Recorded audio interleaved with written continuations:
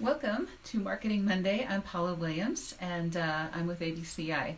We do marketing for aviation companies and help them sell more of their products and services in the aviation industry. So every Monday we do a Marketing Monday and take just a couple of minutes to go live and answer your questions about marketing in the aviation industry.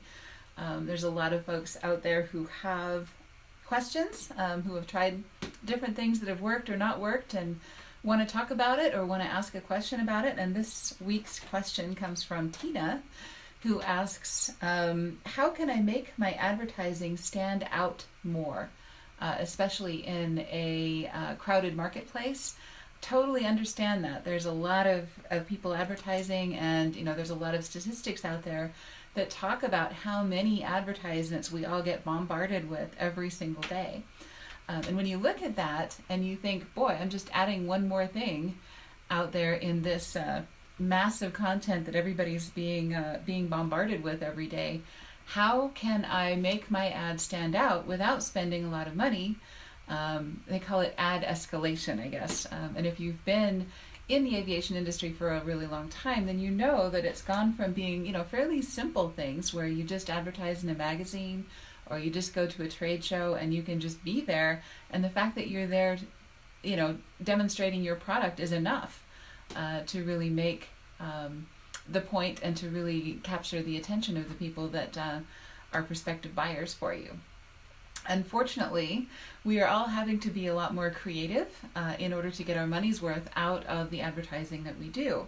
And being able to make that stand out is really important. So I totally get Tina's question, and I thank you for sending that in.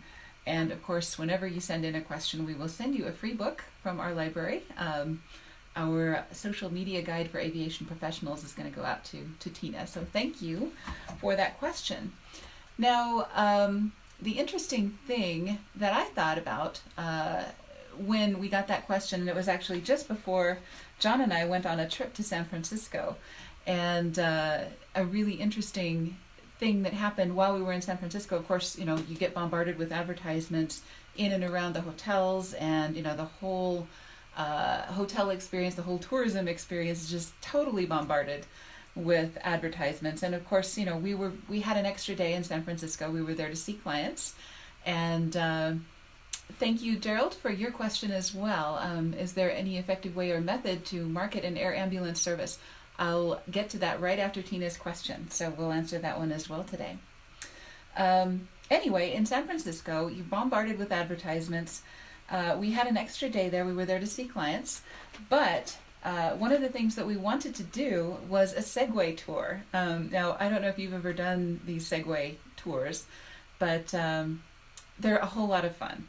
We've done them at the Botanical Gardens here in Salt Lake City, and we wanted to do one at the Golden Gate Park in San Francisco because it's a huge area. There's a lot of territory to cover and things like that.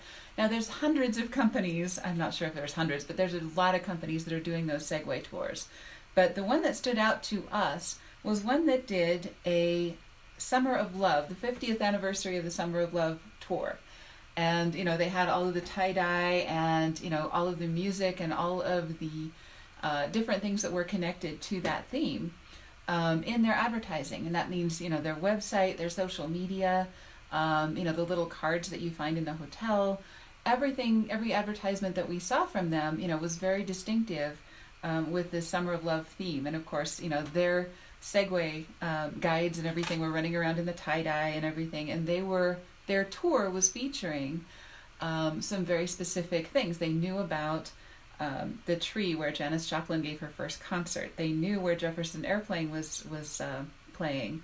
They knew where the Grateful Dead had been playing. They knew about the field where a lot of these free concerts took place and a lot of these different events.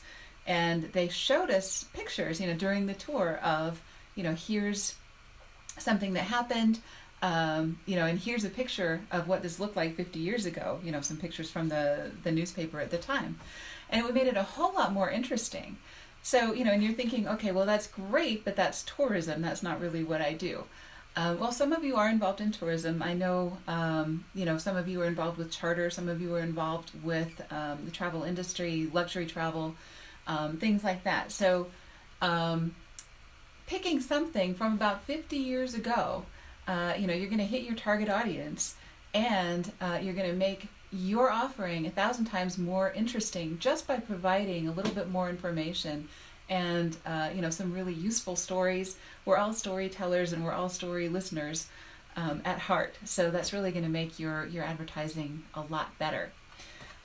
So you can go to, if you're in aviation, you can go to This Day in Aviation History and you can pick some things. I'm just looking at it now for 1967, a couple of things that happened. The Saturn V moon rocket was launched on the first unmanned test flight. The X-15 experimental aircraft set a speed record at 4,520 miles per hour. So, there's a lot of things that happened, right about that time that you could do some kind of a historical theme to your advertising, and make that a lot more interesting and say, a lot has changed in 50 years in the insurance business. Did you know that in the insurance business 50 years ago, here's what was happening, and here's what was happening in aviation? People are a lot more likely to slide into that kind of advertising and to find it interesting and to find you a lot more interesting than your competitors if you have a tie into a theme like that. Other themes you can use are holidays. We really like using Valentine's Day and Halloween as the holidays that we traditionally have a big promotion on, because not very many people are using them for advertising, and there's a lot of fun things that we can do with our advertising. We love our customers on Valentine's Day, or don't be scared to try some new marketing techniques, for Halloween. There's lots of neat little tie-ins that you can do with that. As far as for an ambulance service, an air ambulance service, let me think about that actually and get back with you next week. A couple of things off the top of my head. You would want to have your target customers in mind. So, I'm not sure if your target customers would be, if you're contracting to specific hospitals or universities, or, if you're actually advertising directly to customers.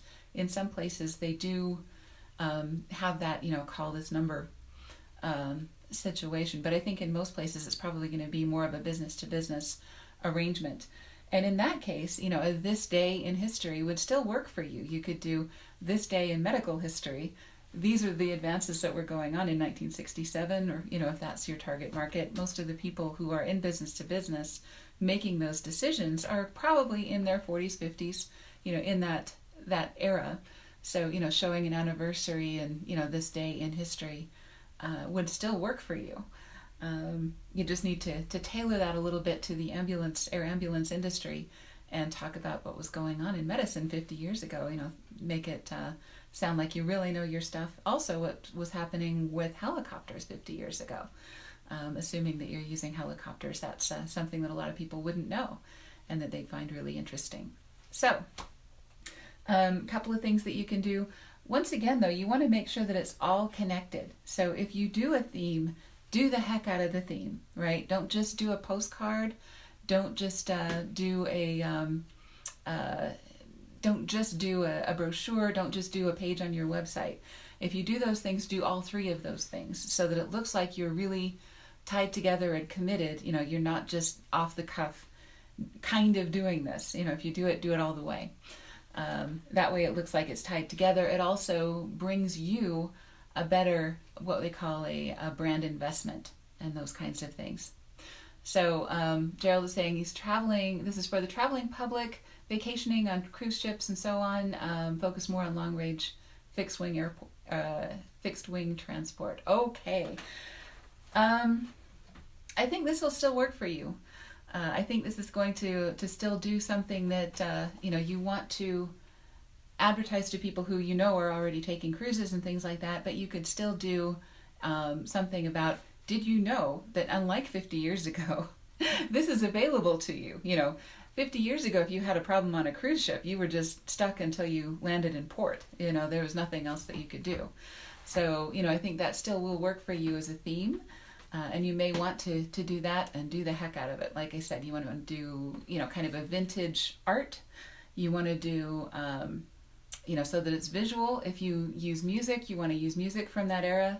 If you use multimedia, you want to use some video clips from that era, you can get some stock photography, other really cool things to make that advertising really stand out and to make things work. So if you do it, do the heck out of it. No random acts of marketing. Don't ever do anything halfway. It makes you look bad, and you can do things as outrageous as you want to, as long as, like you say, you've got the good digital craftsmanship, you've got the finished edges, you've got no bad spelling or bad grammar or anything else. You want to be super polished, even if you're doing something outrageous and tie-dye and crazy like this, right? Okay, so thank you for joining us, and once again, Tina, you get a book sent to you, and Gerald will send you a book as well. I'm going to need a postal address from you. I don't think I have one. So if you have a question for next week, join us Marketing Monday, 1 o'clock on our Facebook page. We'll see you next week. Thanks for joining us.